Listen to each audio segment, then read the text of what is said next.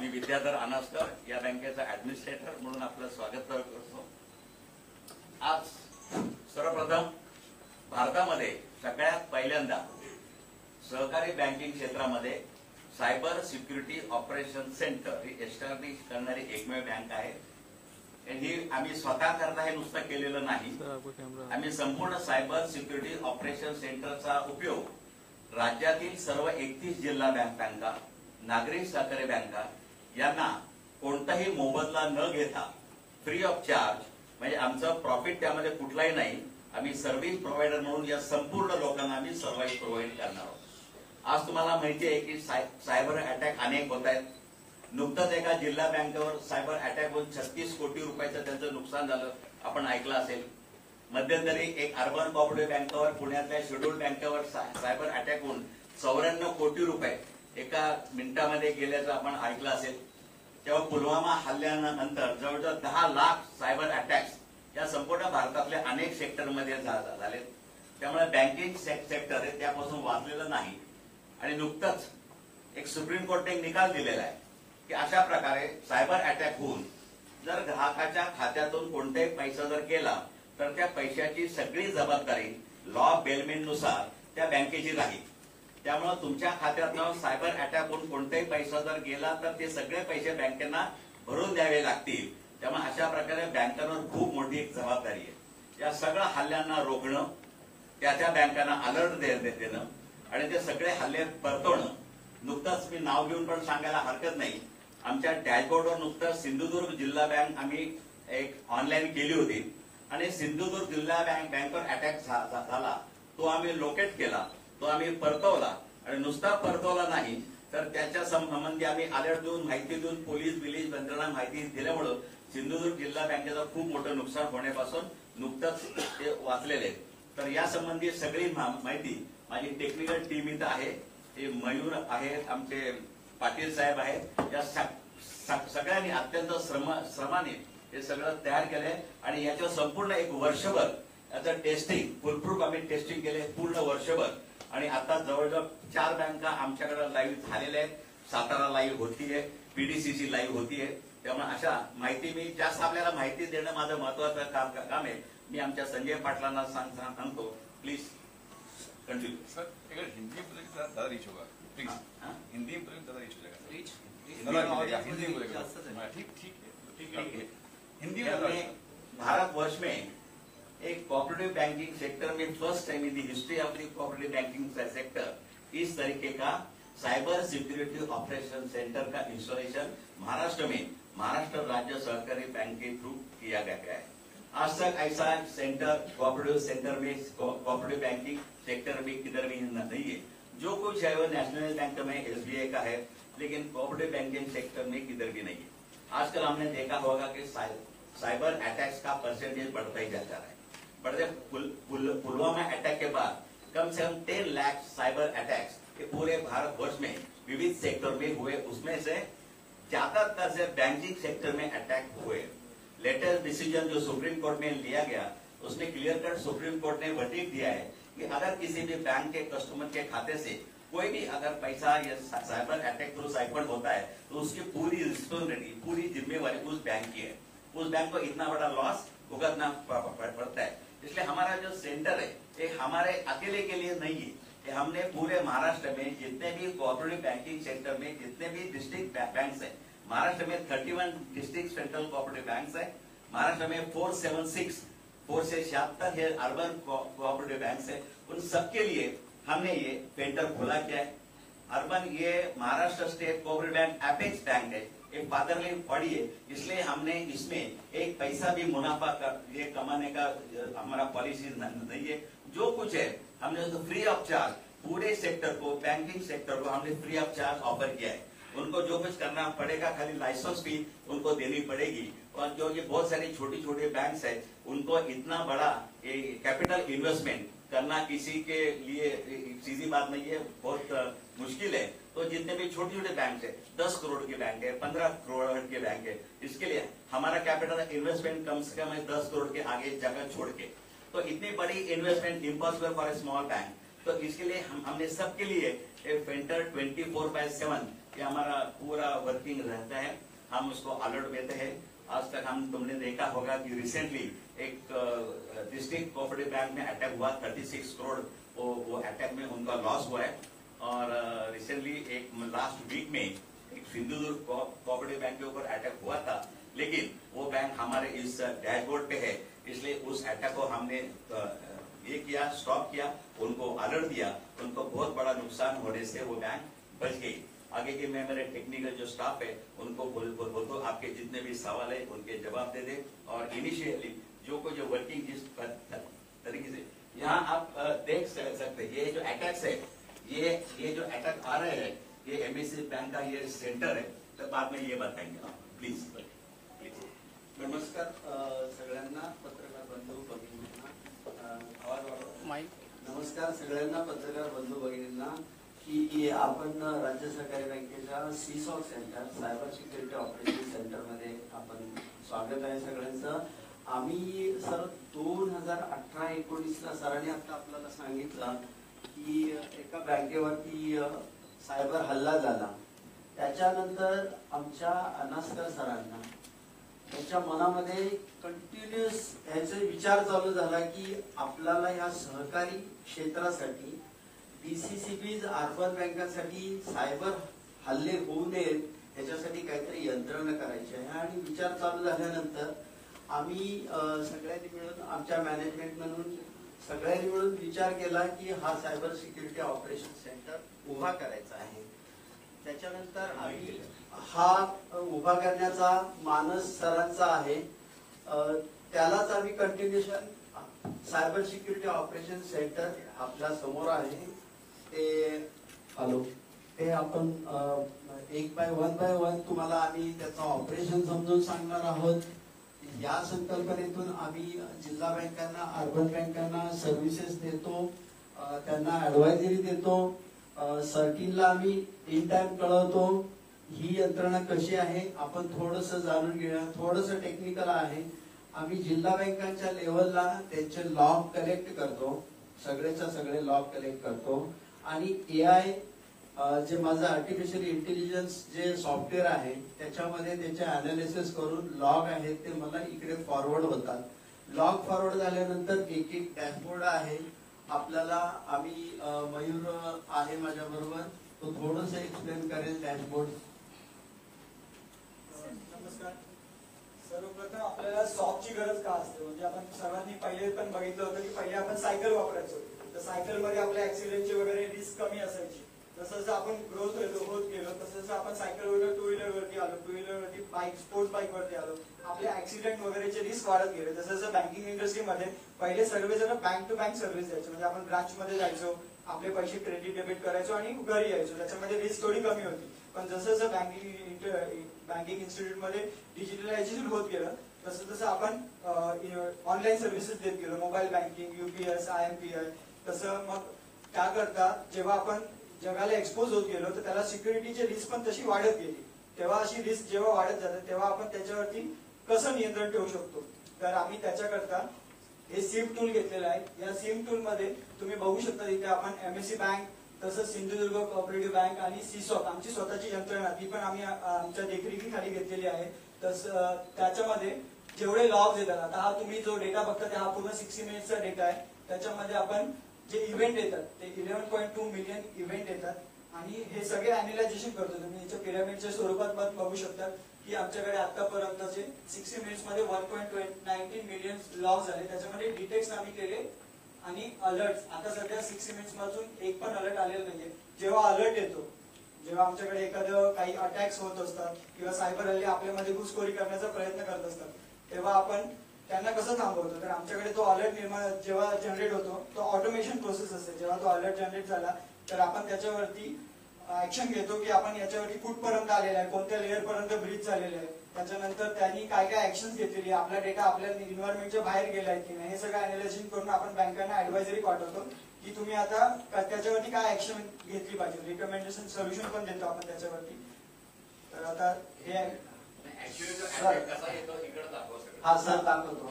थोडस मागे घेऊन जातो की प्रत्येक मुवमेंटला म्हणजे जर आपण बँकेत गेलो, बॅलन्स इन्क्वायरी केली, पैसे काढले किंवा बॅलन्स ट्रान्सफर केले, तर प्रत्येक ह्याचं बॅक एंडला त्याचे एक लॉग तयार होतात, हिस्ट्री तयार होती आणि त्या हिस्ट्रीवर आम्हाला समजतं की हे सस्पिशियस आहे काय आहे, त्याच्यावरती आम्ही काम करतो. म्हणजे लॉग जे येतात ते कसे येतात, म्हणजे आपण ज्याला म्हणतो की डिजिटल फुटप्रिंट, आपण प्रत्येक गुन्हेगार हा आपला डिजिटल फुटप्रिंट सोडत असतो. त्याने कुठून आलाय, त्याचं कसं एंट्री पॉईंट होता, तसंच आपल्याला इथे पण बघू शकतात की फॉर एक्झाम्पल आता हे जे ब्ल्यू लाईन आहेत याच्यामध्ये सस्पिशियस काहीतरी होतं आणि तुम्ही ही बघू शकता ग्रीन लाईन आहे.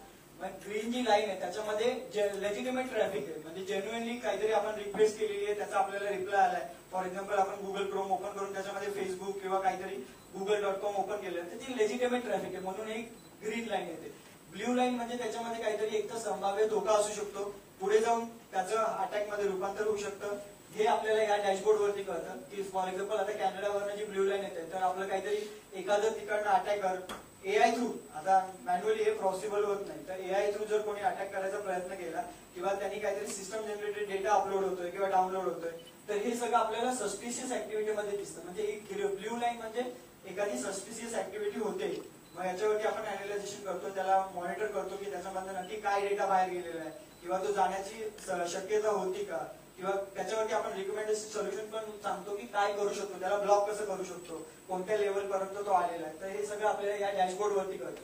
प्लस त्याचे आपले कोणते डिव्हाइसेस ज्याच्यामध्ये आपला डेटा अपलोड होतोय, आता हे नेटवर्क डिव्हाइसेस आहेत सगळे, हे विंडोजचे डिव्हाइसेस आहेत, हे सगळं आपल्याला या डॅशबोर्ड वरती कळतं. प्लस आतापर्यंतचे अलर्ट किती झाले, हा डेटा तुमचा आपला 7 दिवसाचा आहे, याच्यामध्ये अलर्ट 21 अलर्ट आलेले होते. तर लास्ट टाइम जसं सरांनी सांगितलं डीडॉस अटॅक आम्ही कसं वाचवला, तर डीडॉस वरती त्यांनी जर अटॅक झाला असता तर त्यांच्या सगळ्या सर्व्हिसेस हॅम्पर झाल्या असतात. बँक 1 दिवसाकरता, 1 महिन्याकरता किंवा कदाचित 6 महिन्याकरता पण ती बंद राहू शकली असती. तर आम्ही वेळेतच त्यांना इन्फॉर्म केलं, त्याच्यावरती सोल्युशन दिले की ते काय करू शकतात, त्याच्यावरती आयसोलेशन मध्ये टाकू शकतात, काय सर्व्हिसेस देऊ शकतात आणि या प्रकारे तो धोका आपण संभाव्य टाळू शकतो. तसंच आता आमच्याकडे अनालिसिस आणि आम्ही त्यांना सिक्युरिटी कसं प्रोव्हाइड करतो हे सांगते टेक्निकल आहे. जसं सरांनी सांगितलं की आपण हे नेटवर्क डिव्हाइसेस मॉनिटर करतो. त्याचे इथे बघू शकता तुम्ही, आपण एवढे इव्हेंट्स मॉनिटर केले, त्याच्यामध्ये जे सस्पिशियस थ्रेट्स आपल्याला डिटेक्ट झालेले आहेत ते इथे 21 मिलियन थ्रेट्स आहेत. त्या थ्रेट्स मधून जे क्रिटिकल लेवलचे अलर्ट्स आहेत ते टोटल आपल्याला 7 डेज मध्ये 21 अलर्ट्स जनरेट झालेले आहेत. आता याच्यामध्ये जेव्हा आपला अलर्ट जनरेट होतो त्याच्या जेव्हा थ्रेट्स आपले येतात, इव्हेंट्स येतात, तेव्हा आम्ही सॉफ्ट टीम काय करते की कम्प्लिटली मॉनिटरिंग करते की कसं पर्टिक्युलर इव्हेंट्स कसे येत आहेत, त्याच्यामध्ये काही सस्पिशियस आहे का. त्याच्यावरून जर सपोज आम्हाला इव्हेंट्स आणि थ्रेट्स मध्ये काही सस्पिशियस काही भेटलं तर आम्ही सेम रिकमेंडेशन तसे इन्फॉर्म करतो क्लायंटला आणि तसं ते प्रिव्हेंट करायचं ट्राय करतो. मीन्स आपल्याला इन फ्युचर मध्ये जे अलर्ट्स येणार आहेत ते आधीच आपल्या थ्रेट्स मधूनच प्रिव्हेंट करायचं आम्ही ट्राय करतो. आता तुम्ही इथे बघू शकता, आपण MSC बँकचा डॅशबोर्ड आहे, अलर्ट डॅशबोर्ड. आता हा लास्ट 60 मिनिट्सचा डॅशबोर्ड आहे. याच्यामध्ये लास्ट 60 मिनिट्स मध्ये क्रिटिकल अलर्ट्स नाही आलेले आहेत काही. इथे तुम्ही बघू शकता, पण त्याचे सेव्हरिटी वाईज अलर्ट्स असतात, मायनर, मेजर अँड क्रिटिकल. आता इथे बघू शकता तुम्ही, फर्स्ट जेव्हा अलर्ट जनरेट होतो तो त्याची कॅटेगरी मायनर लेवलला असते. तर आम्ही काय करतो, जेव्हा मायनर अलर्ट जनरेट होतो ते पण आम्ही चेक करतो. But most of the time काय असतं, मायनर अलर्ट्स हे लेजिटिमेट पण असू शकतात. इफ काही त्याच्यात सस्पिशियस असेल तर आम्ही ते पण क्लायंटला इन्फॉर्म करतो तसं आणि तसं रिकमेंडेशन देतो. मीन्स तो इन फ्युचर मध्ये मेजर अँड क्रिटिकल होण्यापासून आम्ही त्याला प्रिव्हेंट करू शकतो. सर आमच्याकडे इथे टेक्निकल पूर्ण अनालिसिस बसलेले आहेत.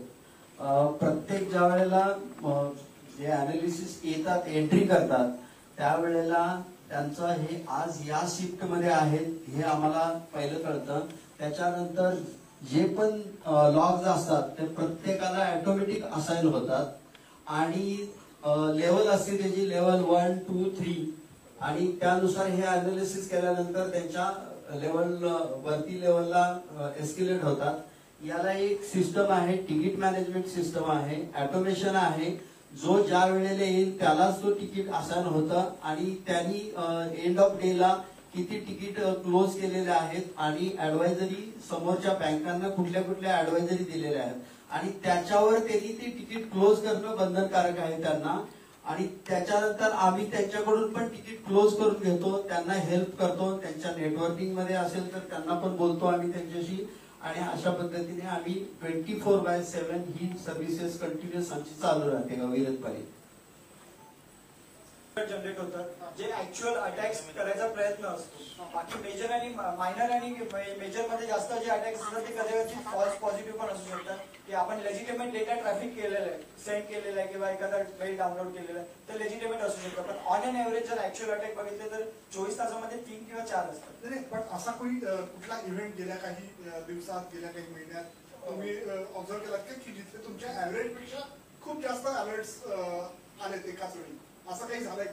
हो असं होतं ना, पण मग ते मेजर किंवा मायनर मध्ये जातात की म्हणजे एखादा युजर आहे ज्यांनी 5 वेळेस पासवर्ड चुकीचा टाकलेला आहे तर तो अलर्ट जनरेट होतो. पण तो लेजिटिमेट असतो कारण की युजरने ते चुकून टाकलेलं असतं किंवा तो पासवर्ड विसरलेला असतो, त्यामुळे ते होतात. सर फॉर एक्झाम्पल एखादा युजर आहे माझा की वाशी ब्रँचला आहे तो आणि त्यांनी लॉग इन आता केलं 10:06 आणि लगेचच 10:07 किंवा 8व्या मिनिटाला तो बोरली ब्रँच वरून जर लॉग इन होत असेल तर हे सस्पिशियस मध्ये जातं. कारण का एकतर पासवर्ड लगेच त्यांनी फोनवरून सांगितलाय किंवा तो इथे नाहीये तर हे सस्पिशियस मध्ये जातात. तर ते आम्हाला इथं अलर्ट लगेचच्या लगेच समजतात.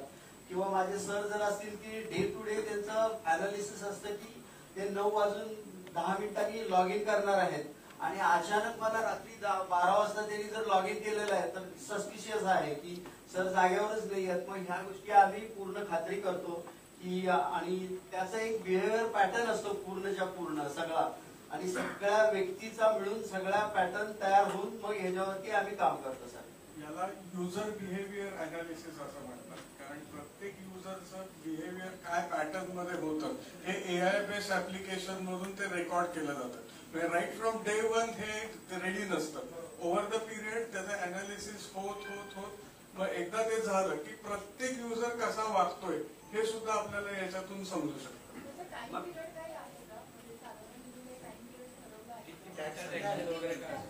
हा म्हणजे SLA साठी म्हणताय का, म्हणजे सर्व्हिस लेवल अग्रीमेंट साठी आता जे नॉन क्रिटिकल आहेत त्या अलर्ट साठी आपण 15 मिनिटाचा टाइम ठेवला की तेवढ्या वेळामध्ये आपण त्या मेंबर बँकेला इन्फॉर्मेशन द्यायची असते. तो आता आम्ही अजून नियर रिअल टाइम आणण्याच्या ऑप्टिमायझेशनच्या प्रोसेसमध्ये आहोत की जो आता मी अनालाइज केला की पुढच्या एक किंवा 2 मिनिटांमध्ये समोरच्या बँकेला त्याचा कसा रिस्पॉन्स देता येईल याच्याबद्दल ऍडवायझरी आपण तयार करतो. सरांच्या प्रश्नाचा अजून एक आहे की माझे एक ATM आहात, तुम्ही आता मुंबईमध्ये आहात आणि तुम्ही रोज ज्या ठराविक पॅटर्ननी पैसे काढतात म्हणजे तुम्ही 5,000, 10,000, 15,000 हा तुमचा पॅटर्न आहे नेहमी. त्याच्यात तुम्ही कधी 4,700 वगैरे रुपये काढत नाहीये. तर हा पॅटर्न झाला आणि अचानक तुम्ही एकदा मुंबईमधून ट्रान्झॅक्शन केलं आणि परत 4थ्या मिनिटावरून दिल्लीवरून केलं ट्रान्झॅक्शन तर हे सस्पिशियस मध्ये आहे. त्यामुळे या गोष्टी आम्ही लगेच त्या समोरच्या बँकांना किंवा आमची बँक असेल तर आम्ही लगेच ब्लॉक करतो त्याला. किंवा ATMच्या संदर्भात अजून एक उदाहरण असं देता येईल की तुम्ही महिन्यातून 2 वेळा पैसे काढताय पण तुमच्या त्याच ATM मधून 5 मिनिटात 10 वेळा 5-5 हजार रुपये काढले गेले तर विच इज सस्पिशियस. हा युजर पॅटर्नही अनालाइज केला जातो. म्हणजे नॉट ओनली एक्सटर्नल थ्रेट्स पण थ्रेट्स म्हणजे की सायबर अटॅक होण्याचे थ्रेट्स पण या युजर अनालिसिस वरूनही आयडेंटिफाय करू शकतो आपण की काय टाईपचा थ्रेट येतोय. म्हणजे त्याप्रमाणे आपण त्यांना इन्फॉर्म करू शकतो. मॅक्सिमम अटॅक्स कोणत्या कंट्रीमधून येतात ते? हा सर रशियामधून होत असतात बरेच वेळेला, साऊथ आफ्रिकन कंट्रीज मधूनही होत असतात. तुम्ही आता म्हणाल की सिंधुदुर्ग तुमचा ब्रँच आहे तो कसा झाला कसा रोखला? त्या अटॅकला DDoS अटॅक असं म्हणतात. DDoS मध्ये काय होतं की डिनायल ऑफ सर्व्हिसेस. म्हणजे तो अटॅकर एवढे अटॅक्स करत असतो की कारण हे सगळे ऑटोमाइज असतात, कम्प्युटराइज असतात. एक सिंगल अटॅकर नसतो, त्यांनी प्रोग्राम केलेला असतो. एवढे तो रिक्वेस्ट पाठवतो की तुमची जेवढी अवेलेबल बँडविड्थ आहे ती सगळी चोक केली जाते. त्यामुळे ना तुम्ही बाहेर जाऊ शकत ना तुम्ही आतमध्ये येऊ शकत. त्याला डिनायल ऑफ सर्व्हिस असं म्हणतात. तर या अटॅक मध्ये काय करतात की मग त्याच सगळ्या सर्व्हिसेस मध्ये एक असं त्यांच्यासाठी एक इन्स्ट्रक्शन कोड असा असतो की जो एक्झिक्यूट झाला तर त्यांच्यासाठी ते आतमध्ये येतात. कारण तुमच्या बाहेर जाणाऱ्या सगळ्या सर्व्हिसेस ब्लॉक असतात आणि या सगळ्या अटॅक्स आणि सायबर सिक्युरिटीमध्ये एकच प्रिन्सिपल आहे की त्या अटॅकर्सला एकदाच बरोबर साबित करायचंय आणि वेळ आपल्याला 100% वेळा आपण परफेक्ट असायलाच पाहिजे, प्रोटेक्टेड असायलाच पाहिजे.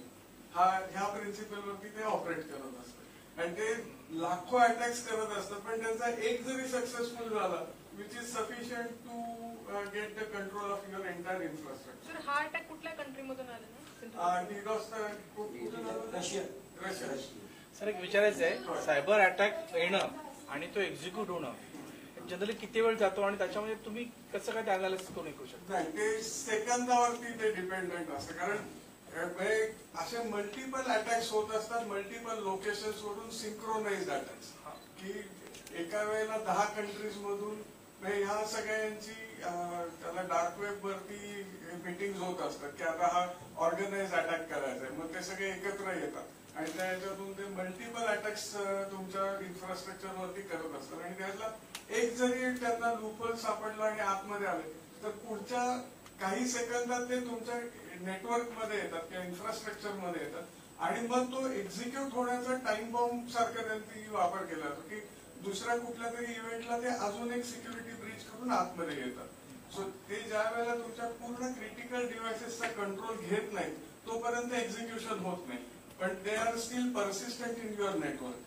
ते त्यांना फेवरेबल कंडिशन ज्या वेळेला अवेलेबल होतात त्यावेळेला ते एक्झिक्यूट होतात. त्याच्या आधी तुम्ही अनालाइज करू ज्या शकता. वेळेला ते परसिस्टंट असतात त्यावेळेला आपलं अनालिसिस आणि याच्यातून त्यांना आपण इन्फॉर्मेशन काढतो की बाबा हा कोड आपल्या नेटवर्क मध्ये आलेला आहे की जो सस्पिशियस आहे की ज्याचं कंपॅरिझन ज्या ऍडव्हायझरीज आरबीआय किंवा नाबार्ड किंवा सर्टिन वाले देत असतात त्याच्याशी कम्पेअर केलं जातं आणि मग त्याला मेंबर बँकेला किंवा आमच्या बँकेला सांगितलं जातं की हा तुमच्याकडे थ्रेट असू शकतो, तुम्ही याच्यावरती अशा पद्धतीने यंत्रणा करा की हा रिमूव्ह केला जाईल.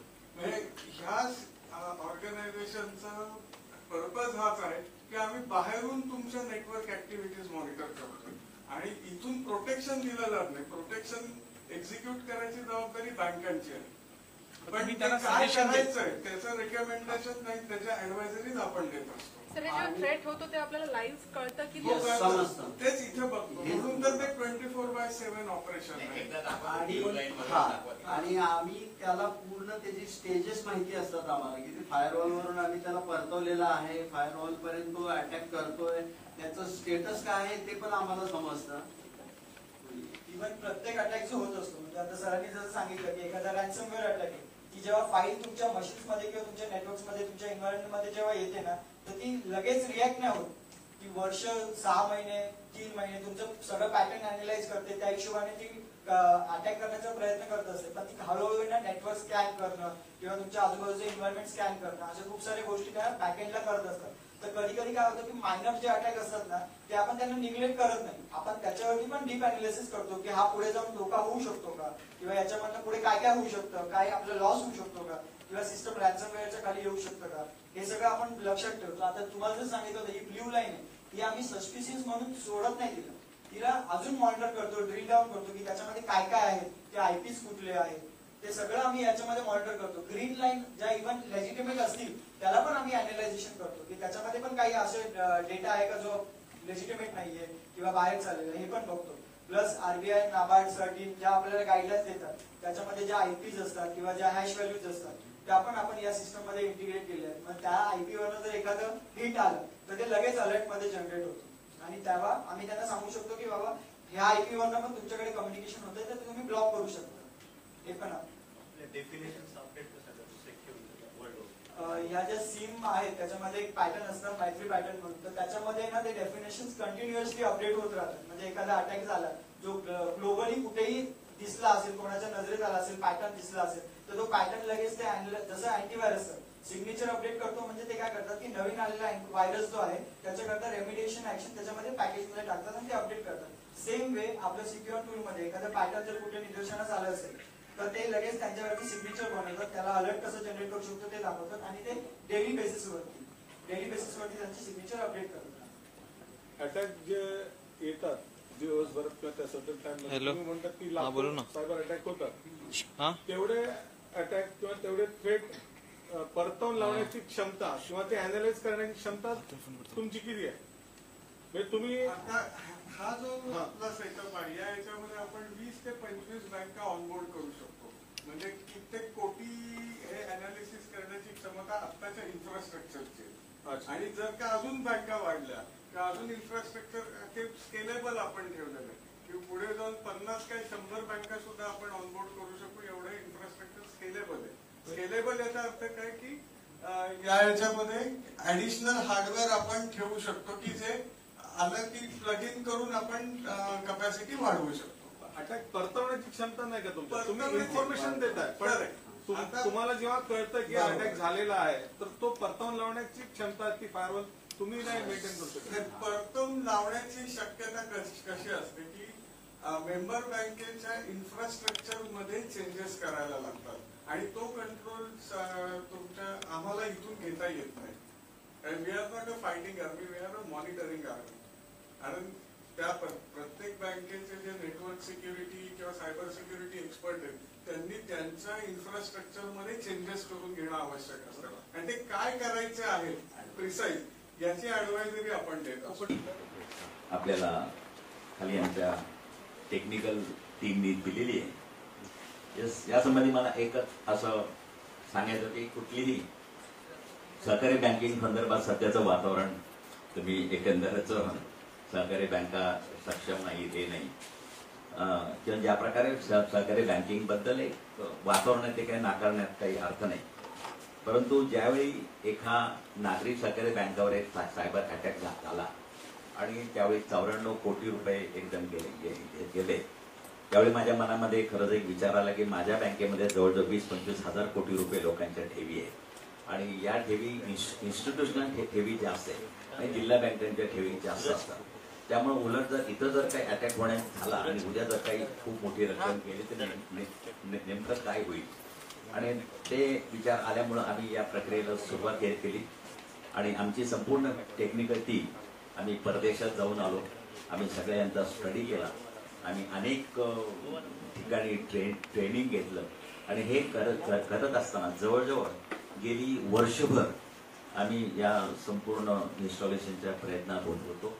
इन्स्टॉलेशन झाल्यानंतर आम्ही याचं खूप डीपली मॉनिटरिंग केलं आणि याचं सक्सेस रेट ज्यावेळी आम्हाला असं वाटलं की संपूर्ण टोटल आम्ही फुल प्रूफ सिस्टीम आहे त्यावेळी अनेक बँकांना आम्ही हे दिली. 2-4 बँकांना आम्ही संधी दिली आणि त्याच्यानंतर त्या बँकांचा बराच मोठा फायदा झाला. आजही तुम्हाला आमच्या टीमने टेक्निकल टीमने एक्सप्लेन केलं आहे की अनेक अटॅक्स रोजच्या रोज होत असतात आणि पुलवामा हल्ल्यानंतर खूप अटॅक झाले. त्याच्याकरता उद्या 13 तारखेला आम्ही सगळी लोक म्हणजे सरकार इथं आहे. माननीय उपमुख्यमंत्री अजितदादा पवार यांच्या अध्यक्षतेखाली उद्या सभा आहे. त्यावेळी नाबार्डचे सगळे CGM पासून सगळे ऑफिसर्स आहेत. सरकार खात्याचे कमिशनर चीफ सेक्रेटरी पासून संपूर्ण सगळे जिल्हा सहनिबंधक जे आपण ज्याला जॉईंट रजिस्ट्रार म्हणतो ते इथं आहेत. त्यामुळे सगळी लोक इथं आहेत आणि सगळ्या 31 जिल्हा बँकांचे अध्यक्ष उपाध्यक्ष आणि CEO यांची एकत्रित बैठक उद्या अजितदादांच्या अध्यक्षतेखाली बोलवलेली आहे. त्यामध्ये अजितदादांच्या हस्ते उद्या CSOCचं पहिलं उद्घाटन होईल आणि उद्घाटन झाल्यानंतर 31 बँकांना आम्ही त्याची माहिती देऊ आणि त्याच्याकरता त्यांना अपील करून अजितदादा स्वतः त्यांना अपील करतील आणि टोटल या सहकार क्षेत्रातली जी रक्कम आहे आज सामान्यांचा पैसा आहे हा सुरक्षित कसा राहील ही सगळी जबाबदारी राज्य बँकेने घेतलेली आहे. मध्यंतरी तुम्हाला आठवत असेल की सर्वोच्च न्यायालयाचा एक निकाल लागला आणि सर्वोच्च न्यायालयाच्या निकालामध्ये पण त्यांनी सांगितलं असा कोणत्या जर अटॅक होऊन जर एखाद्याच्या खात्यातनं जर काही पैसे सायपन केले गेले किंवा लॉस झाला तर तो लॉस बँकेने बेअर केला पाहिजे. कस्टमरला विदिन 24 आवर्स इमिजिएटली त्यांच्या खात्याला ते पैसे जमा केले पाहिजेत. त्यामुळं 94 करोड जे गेले किंवा एका जिल्हा बँकेने 36 कोटी रुपये गेले. त्यामुळे असे जर खूप मोठी रक्कम आणि आता सायबर थ्रेट्स खूप वाढत आहेत आणि त्याचं म्हणून आपण हे सिस्टीम आपण उभी केलेली आहे. या सिस्टीमला आम्ही जो काय खर्च आमचे कॅपिटल इन्व्हेस्टमेंट आम्ही सगळी स्वतःच्या प्रोव्हिजन मधून केलेली आहे आणि याचा सगळा फायदा मगाशी मी खाली सांगितलं खरंच सहकार क्षेत्रासाठी कोऑपरेशन अमंग्स कोऑपरेटिव्ह या प्रिन्सिपलनुसार आम्ही संपूर्ण सहकार क्षेत्राला कोणताही मोबदला न घेता हे आम्ही हे सेंटर आम्ही त्यांना उपलब्ध करून दिलेलं आहे. आणि तुम्ही आलात आणि तुम्ही सगळी माहिती करून घेतली. कारण का मला अगदी प्रामाणिकपणे सांगावंसं वाटतं की तुमच्या या तुम्ही जे पत्रकारांवर त्या मीडियावर आमची जास्त दिसत आहे. कारण का सहकार क्षेत्राबद्दल जे काय तर सहकार क्षेत्रात चांगल्या पण गोष्टी होत आहेत आणि चांगल्या गोष्टींना जर तेवढीच चांगली प्रसिद्धी मिळाली, कारण अशा प्रकारे भारतात असं सेंटर कुठेही नाही आणि प्रत्येकाने जास्तीत जास्त नॅशनल बँकांमध्ये आहे, 100% आहे, काही प्रायव्हेट सेक्टरमध्ये पण आहे आणि काही प्रायव्हेट लोकांनी पण असे सेंटर सुरू केलेले आहेत. पण ते सगळी प्रोफेशनल बेसिसवर आहेत, त्यांचा व्यापार करायचा बिझनेस आहे. परंतु असं कोणी फ्री किंवा कुठेही मोफत सर्व्हिस देणारं सेंटर आज भारतात कुठेही नाही. काही काही बँकांचे खाजगी स्वतःचे आहेत, पण ती लोकांना ती ऑफर केलेली नाहीत. आणि अशा प्रकारे संपूर्ण इमारत आमची 8 मजली इमारत प्रशिक्षण सेंटर आहे. आमच्याकडे भरपूर जागा आहे आणि जसं जसं बँकांची डिमांड वाढेल, जसं जसं बँका आमच्याकडे येतील, कारण एवढी मोठी इन्व्हेस्टमेंट आणि रिकरिंग कॉस्ट जास्त आहे. हे जे आमचे एम्प्लॉई आहेत हे 24/7 असतात. संपूर्ण आमचे आता लंचला देखील एकदम कोणी नाही जात आमच्याकडं, ते शिफ्ट म्हणजे त्याला बदली तिथं असतोच तो. त्यामुळे इतकं सगळं सांभाळणं हे शक्य नाही. गेले वर्षभर आम्ही सक्सेसफुली रन केलेलं आहे आणि सांगायला हरकत नाही. आमच्या बँकेवर पण एक पूर्वी म्हणजे ही सिस्टीम सुरू करायच्या आधी अटॅक व्हायचा प्रयत्न झाला होता. मी असतानाच अटॅक असताना प्रयत्न झाला, त्यावेळी दवाई योगाने असे तो अटॅक सक्सेसफुल झाला नाही. त्यापासून आम्ही बोध घेऊन त्यानंतर आम्ही सिस्टीम डेव्हलप केली आणि या सिस्टीमला तुम्ही सगळ्या मीडियाने जास्तीत जास्त हे सहकारी बँकेमध्ये पण असं काहीतरी अजूनही होऊ शकतं. आमचे जे एक्सपर्ट टीम आहे, आमचे जे सल्लागार आहेत पारखी, हे जवळजवळ 3 वर्षापासून आमच्याकडे आहेत.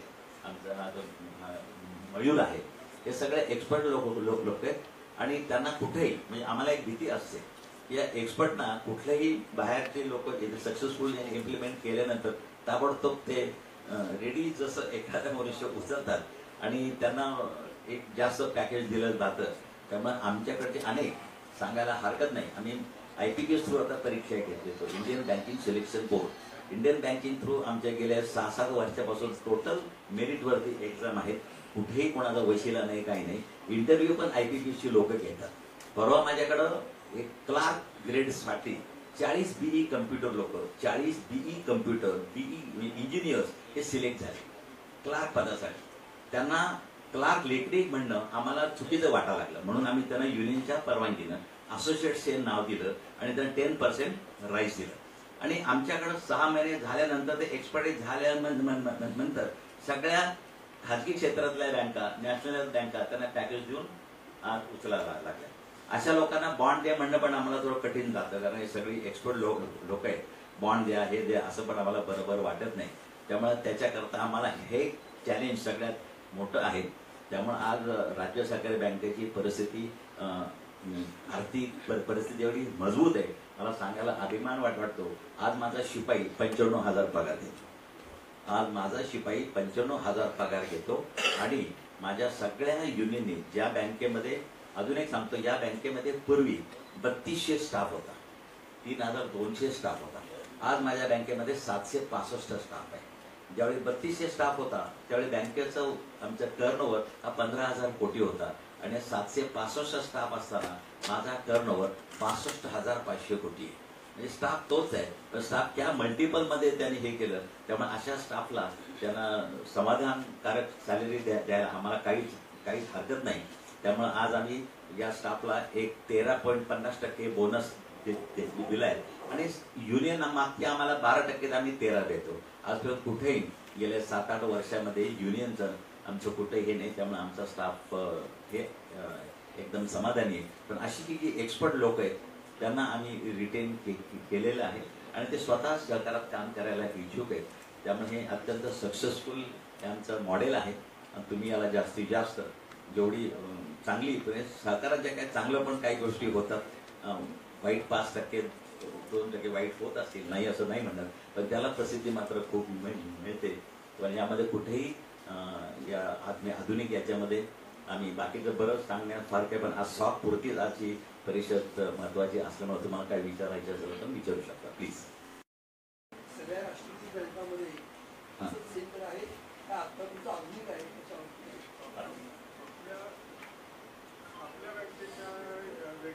असा आहे की एकतर आपण AIML बेस्ड सॉफ्टवेअर वापरतो, आर्टिफिशियल इंटेलिजन्स आणि मशीन लर्निंग बेस्ड सॉफ्टवेअर वापरतो.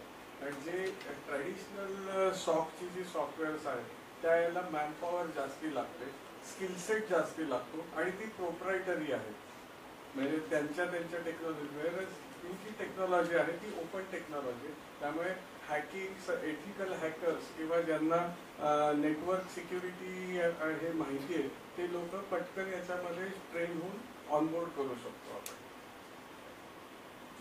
इतर बँकांच्या स्टाफला ट्रेनिंग तुम्ही आता सिस्टममध्ये ट्रेनर्स कसे डेव्हलप करणार आहात, किंवा या संदर्भात तुमचा प्रत्येक स्टाफ हा टेक्नोसॅव्ही होणं आवश्यक झालेलं आहे? राज्य बँकेतला जवळजवळ प्रत्येक स्टाफ हा टेक्नोसॅव्ही आहे. आम्ही त्याच्याकरता IBMशी अग्रीमेंट केलेला आहे आणि IBM कडे आमच्या प्रत्येक स्टाफचा ट्रेंड होतोय. पण इतरांचा स्टाफ ट्रेन करण्याकरता सेकंड फ्लोअरला आम्ही मोठी एक क्लासरूम तयार करतो. इथं त्या स्टुडंटला राहण्याची पण सोय आहे. आमच्या इथं सगळे राहण्याच्या रूम्स आहेत, आमचं काय हॉस्टेल आहे आणि या हॉस्टेलमध्ये त्या लोकांना इथं ट्रेनिंग दिलं जाईल. म्हणजे माझ्या प्रत्येक सहकारी बँकेतला स्टाफ, जो हा स्टाफ हे आम्हाला इन्फॉर्मेशन घेणार आहे, तो स्टाफ वेल ट्रेन झाला पाहिजे याची पण जबाबदारी आमचीच आहे. त्याच्यासाठी आम्ही अत्यंत नाबार्डच्या माध्यमातून कोर्स डिझाईन केलेला आहे आणि आम्हाला शिखर ट्रेनिंग संस्था म्हणून नाबार्डची परवानगी आहे. त्यामुळे आमचे शिखर ट्रेनिंग 2 सेंटर्स आहेत, एक इथं एक दुसरं नागपूरला आहे. त्यामुळे दोन्ही ठिकाणी आम्ही शिखर ट्रेनिंगमध्ये या कोर्सचा समावेश केलेला आहे. त्यामुळे आम्ही अत्यंत कमी याच्यामध्ये, कारण याला नाबार्डकडनं पण आम्हाला आर्थिक मदत मिळत असते. नाबार्ड आम्हाला संपूर्ण कोर्स डिझाईन केल्यानंतर आमचे जे काही प्रत्येक कोर्स वाईज ते रक्कम आम्हाला देत असतात, वर्षाचं बजेट असतं. त्यामुळे ही आम्ही दोन्ही ठिकाणी हे ट्रेनिंग सुरू राहील. हे सिस्टम डेव्हलप करण्यासाठी नाबार्डचं अनुदान मागितलं नाही किंवा घेतलं पण नाही. एक परत एकदा सांगतो मला, हा एकमेव बँक आहे की ज्या बँकेने सरकारने दिलेले पैसा अनुदान मदत 100 कोटी रुपये त्यांना परत केले. आज महाराष्ट्रात दुसरी कुठलीही बँक नाही की सरकारने दिलेले पैसे त्यांना परत केले. ही एकमेव बँक अशी आहे की आम्ही त्यांना पैसे परत केले. त्यामुळे कोणाचा इंटरफिरन्स यामध्ये नाही. कारण का शासनाचं जर कॅपिटल असेल तर मात्र आम्हाला प्रत्येक वेळेला परवानगी घ्यावी लागते कुठल्याही गोष्टीला. पण आता शासनाचा आमच्याकडं कुठेही भाग भांडवल नाही. शासनाचा इंटरफेरन्स तुमच्या बँकिंग सिस्टममध्ये ऑपरेटिव्हमध्ये कितपत आहे, होतो का? नाही, शेवट शासनाचा इंटरफिरन्स म्हणजे काय हे डेफिनेशन खूप वास्ट आहे, खूप वास्ट डेफिनेशन आहे. प्रामाणिकपणे बोलायचं तर कुठेही जर आम्हाला याला तुम्ही एक उदाहरण म्हणून देतो तर बघ टेकिट तुम्हाला कसं घ्यायचं ते बघा. आमच्याकडे पूर्वी साध्या एकाची बदली गेली तरी 100 लोकांचे फोन यायचे. आता ही माझ्या मतदारसंघातली आहे, हे माझं असं आहे, हे माझं तसं आहे, हे माझं तसं आहे, हे माझं तसं आहे. फार सगळ्यांकडून मोठमोठ्या नेत्यांकडून लोकप्रतिनिधी आहेत ते. आम्ही सगळं माझ्याकडे 6 युनियन आहेत आणि 6 युनियनचे मुंबई युनियनचे अध्यक्ष आनंदराव आडसूळ आहेत. त्या सगळ्यांना युनियनने विश्वासात घेतले आणि ते युनियनचे मी अग्रीमेंट केलं, करार केला आणि ऑन रेकॉर्ड आहे, तो करार रजिस्टर्ड आहे की अशा कुठल्याही एखादी बदली झाल्यानंतर किंवा कोणाचंही मला जर रेकमेंडेशन आलं तर मी रेकमेंडेशन मी ऐकणार, कारण की ते लोकप्रतिनिधी आहे. पण ज्या स्टाफनी हे रेकमेंडेशन आणलं, या स्टाफच्या वतीने रेकमेंडेशन झालं, त्या स्टाफला बोनस मिळत नाही आमच्याकडे. आम्ही त्याला बोनस नाही देत. त्यामुळे आम्ही त्याला प्रोसिजर आहे, असं एखादं रेकमेंडेशन आलं की आम्ही त्या स्टाफला पत्र लिहितो, we are received a recommendation from honorable so and so regarding your transfer. Now the option goes to you whether you want bonus or transfer. Let me know. आम्हाला दुसऱ्या मिनिटाला स्टाफचं पत्र येतं की आम्ही आयुष्यात कधी कोणाकडे गेलोच नाही, आम्हाला काही नको, कारण आमचा बोनस हा 3-4 लाख रुपयाचा असतो. त्यामुळे आणि हे ऑफिशियल आहे, अग्रीमेंट आहे. त्यामुळे मी सगळ्या स्टाफला सांगतो त्या अग्रीमेंटला मी डेव्हिएट करू शकत नाही, कारण जो इक्वॅलिटी आहे सगळ्या लॉला सेम आहे, मी तुम्हाला नाही करू शकत. त्यामुळे कोणी असं आलं की पहिलं पत्र त्या स्टाफला जातं आणि मग त्या स्टाफला बदली पाहिजे असेल तर आम्ही बोनस नाही देत. आणि याशिवाय मागच्या वेळी 6 लोकांना बोनस दिलेला नाही, त्यामुळं बोनस मेजर असतो, मोठी अमाऊंट असते. त्यामुळे अशा प्रकारे आम्ही सिस्टीम राबवतो. त्यामुळं तुम्ही 1100 कोटी तुमची बँक 7000 कोटीच्या नफ्यात आणलेली आहे. शासनाचा डोळ्याचा पैशावर पडला कसलं 7000 कोटी नफ्यात आहे शिखर बँक, हे सरकारला कळल्यावर पण लाडकी बहीणचा वापर होऊ शकतो. नाही, शेवट असा आहे तुम्हाला म्हणून सांगतो कुठलीही बँक, ही राज्य सहकारी बँक असू दे, कुठलीही बँक असू दे, ही रिझर्व्ह बँकेने लायसन्स दिलेली स्वतंत्र इन्स्टिट्यूट आहे. याच्यावर कुठेही नाही. यावर काही अनेक ठिकाणी राजकीय विचाराची लोक असू शकतात त्या बोर्डावर वरती, किंवा कुठल्या विशिष्ट पक्षाची लोक असू शकतात. याचा अर्थ ती बँक त्या पक्षाची होत नाही. त्या बँकेवर आमचा रेग्युलेटर आरबीआय आहे, आमची सुपरवायझरी अथॉरिटी नाबार्ड आहे. आमच्या नाबार्डकडनं दर पिरियडिकली इन्स्पेक्शन सुरू असतं आणि रेग्युलेशन आमचं सरकार नाही. मध्यंतरी कुठल्या तरी वेबसाईटवर एका मोठ्या वकिलांनी सांगितलं की इथलं प्रत्येक लोन सरकारकडनं मंजूर होतं. आम्ही त्याला उत्तर दिलं की मी त्याला माहीतच नव्हतं. लोकांचा तर गैरसमज आहे. इथं स्वतंत्र नियम आहेत, स्वतंत्र नाबार्ड आणि आरबीआयचे रेग्युलेशन्स आहेत. आणि नाबार्डचे एक शेवट असा आहे की डायरेक्टिव्ह आणि गाईडलाईन्स, आणि त्याचं व्हायोलेशन केलं तर दंड होतो. आज 7 वर्षामध्ये आमच्या बँकेला एकदा दंड झालेला आहे. ते कशा करता? एक तर सिंपल गोष्ट आहे की एक लोन दिलं गेलं आणि त्या लोनला जे कार लोन होतं, लोन बंद झालं, पण ते आरसीटीसी आम्ही घेतलं नाही म्हणून आम्हाला, यू वोंट बिलीव्ह इट, मी रेकॉर्डवर सांगतो, 36 लाख रुपये दंड. इतक्या मायनूर गोष्टीला पण दंड होऊ शकतो. कारण त्यांचं म्हणणं असं तुम्ही एंड यूज सर्टिफाय नाही केला, तपासलं नाही, त्याच गोष्टी करता पैसा वापरला गेला का नाही हे तुम्ही बघितलं नाही, ते तुमचं काम आहे. लोन जरी बंद झालेलं असलं तरी ते डायव्हर्सिफिकेशन झालं असण्याची शक्यता आहे. त्यामुळे इट्स ए व्हायोलेशन. आजकाल तुम्हाला माहिती आहे आरबीआय छोट्या छोट्या व्हायोलेशन, केवायसी नाम असेल तुम्हाला बंडाची रक्कम येते. आणि अशा प्रकारचा दंड झाला तर वेल मॅनेजर फिनान्शियली साऊंड बँक या डेफिनेशन तुम्ही बाहेर पडता आणि तुम्हाला कुठली परवानगी मिळत नाही.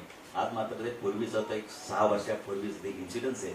त्याच्यानंतर मात्र आमच्याकडे एकही व्हायोलेशन नाही. आणि त्या आधारेच रिझर्व्ह बँकेने या बँकेला 500 कोटी रुपयाचे बॉन्ड फ्लोट करायला परवानगी दिली. अशी एकमेव राज्य सहकारी बँक आहे भारतातली. आज दुसऱ्या कुठल्याही बँकेला आम्ही 500 रुपयाचे बॉन्ड फ्लोट पण केले.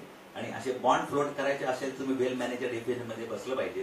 रिझर्व्ह बँकेने ज्यावेळी आम्हाला परवानगी दिली त्यावेळी आम्ही त्यांचे सगळे निकष पाळतो, असंच त्याचा अर्थ आहे. डिस्ट्रिक्ट सेंट्रल बैंक है 31 बैंक है, उनके सबको हम अकोमोडेट करने जा रहे हैं, सबको, किसी को भी हम ये करेंगे नहीं. लेकिन उसमें से जो बड़ी बड़ी बैंक है, अभी तो पीडीसीसी लार्जेस्ट बैंक है, PDCC Pune district cooperative bank है, उनको हम पहले अभी सातारा है, पातारा उसके नंबर 2 को है. दोनों हम अभी उन्होंने हमको अप्रोच किया है. दोनों अभी हमारे इसमें बोर्ड पे आ रहे हैं. सिंधुदुर्ग है, जितनी बड़ी बैंक है. तो ये छोटी बैंक भी है, डिस्ट्रिक्ट कोऑपरेटिव बैंक है, चंद्रपुर है उधर एक, और कुछ वीक बैंक भी है. वो बाद में वो ये होगी, वो ऑन बोर्ड होने वाली है. लेकिन हमारा पहला कॉन्सेंट्रेशन है all 31 district cooperative bank will join this for. Hack झाल्यानंतर जी रक्कम आहे ती एक सेकंड.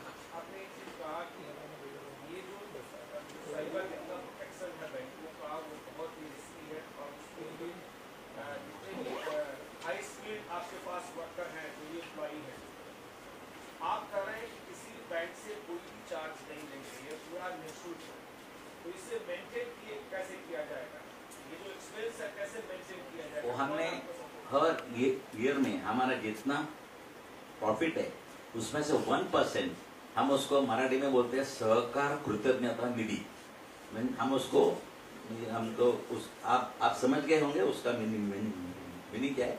कोऑपरेटिव में अपेक्स बैंक है, तो हमारी नैतिक जिम्मेवारी है, हमारा इथिकल ये है वो. इसके लिए हमने प्रॉफिट में से एक कुछ अमाउंट हमने ये करके रखे, प्रोविजन किया है.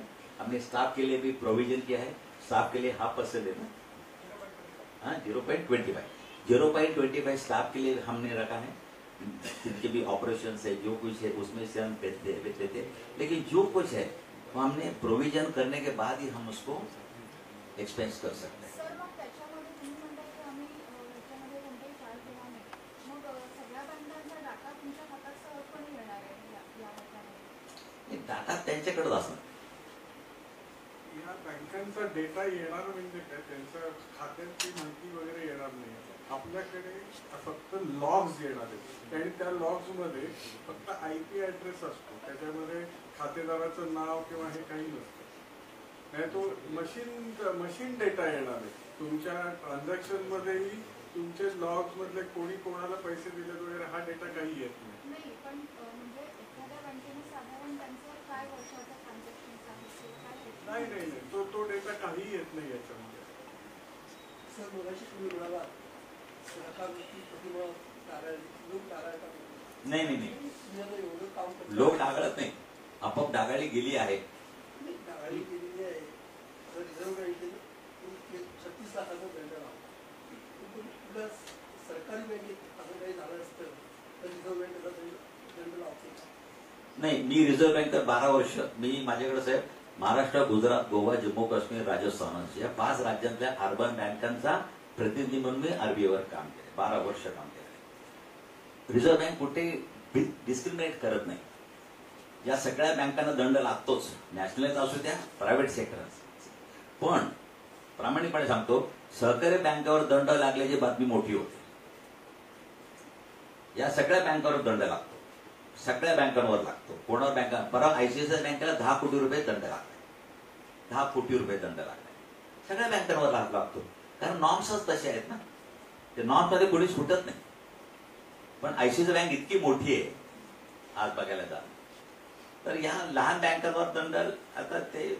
माझा प्रश्न वेगळा आहे की आता इंडसइंड बँकेमध्ये थोडासा प्रॉब्लेम झाला. 3ऱ्या 4थ्या दिवशी रिझर्व्ह बँकेनं क्लॅरिफिकेशन दिलं की ह्या बँकेच्या ठेवीला काही धोका नाही आहे आणि आता non out business of RBI. पण न्यू इंडिया कोऑपरेटिव्ह बँक मिळाली त्याच्याबद्दल रिझर्व्ह बँक शेवट असं आहे, आता मी कोणाची बाजू नाही घेत. मला सरकारची प्रतिमा उजळणं हे रिझर्व्ह बँकेचं काम आहे की नाही, मी कोणाची बाजू नाही घेत, पण फॅक्च्युअल परिस्थिती आपल्याला ऍक्सेप्ट केली पाहिजे. त्यांचं कुठेही आता एखाद्या 10 कोटीची बँक, सरकारी बँक बंद पडली तर अर्थव्यवस्थेला कुठलाही धोका होत नाही. पण आयसीआयसीआय बँक, स्टेट बँक यामध्ये जर झालं तर पूर्ण अर्थव्यवस्था कोलमडून जाईल. त्यामुळे आयसीआयसीआय बँकेवर ज्यावेळी गुजरातमध्ये एटीएम मधनं पैसे मिळत नव्हते त्यावेळी आरबीआयने चार्टर प्लेन ठेवून तिकडं पैसे नव्या करोड नोटा सप्लाय केल्याच ना. त्यामुळे आज असं आहे, इन्स्टंट कुठल्या बँकेकरता आरबीआयने पुढे यायचं की या बँकेमध्ये कुठलाही धोका नाही, पैसे हे करू नका. शेवट आमची ताकद, आमची व्हॅल्यू किंवा आमची उपयोगिता आम्ही जोपर्यंत सिद्ध करत नाही. आज मी आरबीआयना विचारलं, एक छोटंसं उदाहरण देतो. आज तुम्ही सगळे विचारताय सहकार्याबद्दल, चांगलं वाटतंय मला की मध्ये एका कुठली बँक मॅडम ती आमची मराठा, त्या बँकेवर रन लागला होता आणि मीडियाने असं कॅमेरा देत असताना तो रन त्या मीडियाच्या याच्यामध्ये दुसऱ्या बँकेच्या पाठीवरनं तो कॅमेरा गेला. त्या दुसऱ्या दिवशी त्या बँकेवर 6 वाजता रांग लागली होती. त्यावेळी आरबीआयला आम्ही सांगितले की तुम्ही बाबा या बँकेचं बॅलन्स शीट, ते आमच्या मॅडम त्यावेळी फेडरेशनच्या सीओ होत्या, त्यावेळी त्यांनी आरबीआयशी कॉन्टॅक्ट केलं. आरबीआयने सांगितलं this is none of our job, this is job of federation. तुम्ही बाहेर या आणि तुम्ही सांगा या बँकेची आर्थिक परिस्थिती चांगली आहे. पण फेडरेशनने ते पत्र काढलं, पण फेडरेशनच्या पत्रावर आणि आरबीआयच्या पत्रामध्ये जमीन आसमानचा फरक आहे. त्यामुळे असं होऊ शकतं. त्यामुळे आम्ही स्वतःची उपयोगिता जोपर्यंत अर्थव्यवस्थेत सिद्ध करत नाही, स्वतःची उपयोगिता. आता आमची उपयोगिता आहे ग्रामीण रुरल इकॉनॉमीमध्ये खूप आहे. आज रुरल इकॉनॉमी बघायला जा तर शेती कर्जाचं वाटप या जिल्हा बँका आणि अपेक्स बँक तुम्ही बघायला जा पर्सेंटेज 98% आहे. तुम्ही या नॅशनल बँकेचा पर्सेंटेज बघायला जा तर 55च्या आसपास घुटमळत येते. पंजाब नॅशनल बँकेचा पर्सेंटेज बघायचा, परवा एसएलबीसीची मीटिंग झाली, एसएलबीसीच्या मीटिंगमध्ये तुम्ही हे घेऊन बघा 35%च्या वरती नाहीये. आजही त्या लोकांना मुख्यमंत्री सांगतात की शेतकऱ्यांना तुम्ही हे सिबिल विचारू नका.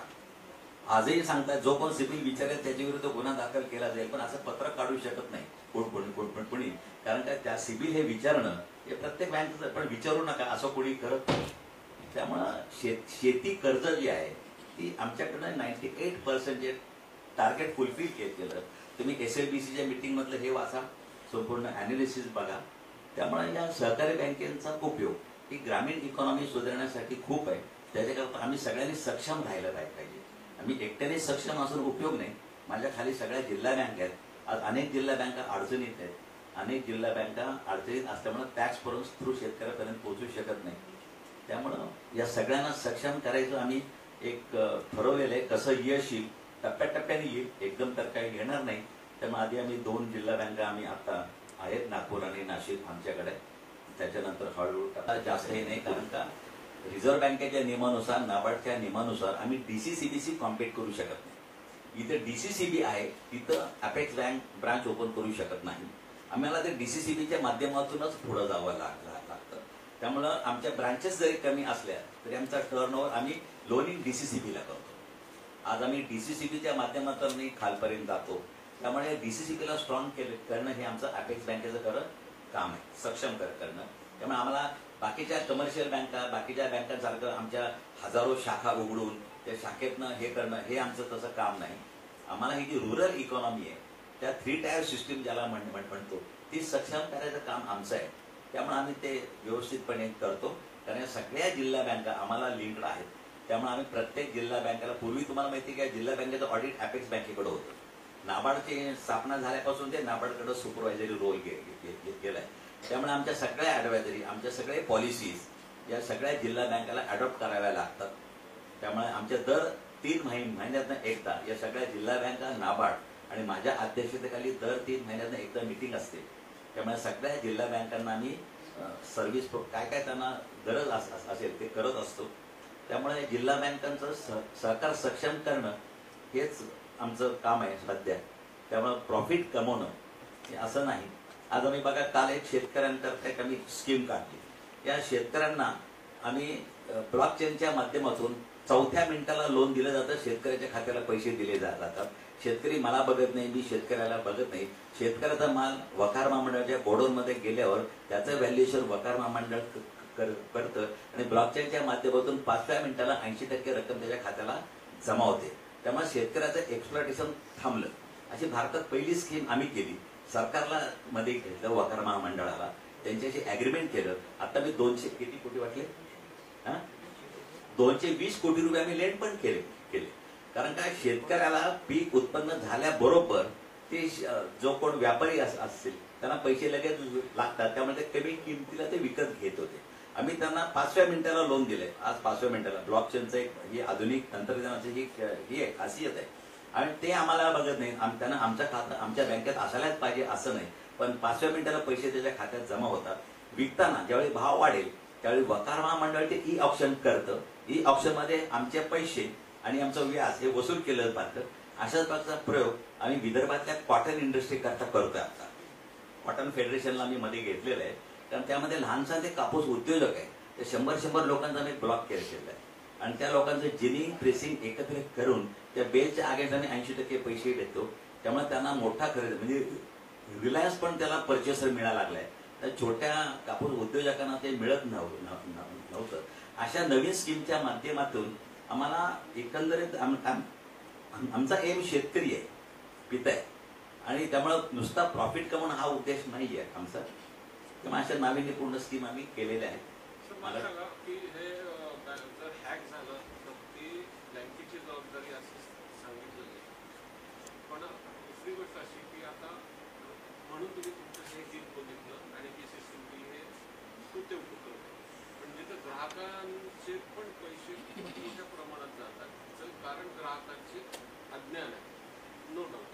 पण आता हे लोन ग्रामीण भागातही जातात.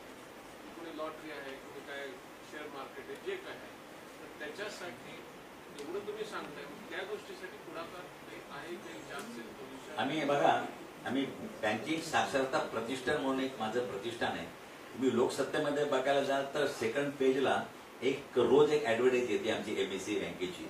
आम्ही बँकिंग अवेअरनेस देतोय लोकांना की कसं बँकिंग केलं पाहिजे. तुम्ही रोज बघा, रोज 365 दिवस बँकिंग साक्षरता प्रतिष्ठान अवेअरनेस देतो. आम्ही स्कूलमध्ये बँकिंग शिकवतो जाऊन. आता स्कूलमध्ये आम्ही डेमो बँकिंगची तयारी ठेवली. आम्हाला 100 बाय स्क्वेअर फुटाची जागा द्या. एमएससी बँकेच्या खर्चाने आम्ही तिथं बँकिंगचं सेटअप उभं करतोय. त्यामुळे हे आमची आणि असाच सेटअप एक सातारला रयत शिक्षण संस्थेमध्ये उभं केलेलं आहे. त्यामुळे छोट्या छोट्या गोष्टी आहेत. हे बँकिंग वेगळं आहे. आमचं एक सोशल बँकिंग आहे. त्यामुळे सोशल बँकिंग मध्ये असून देखील आमची फायनान्शियल पोझिशन एकदम स्ट्रॉंग आहे. याचा पण आपल्याला विचार करायला पाहिजे. ह्याला किती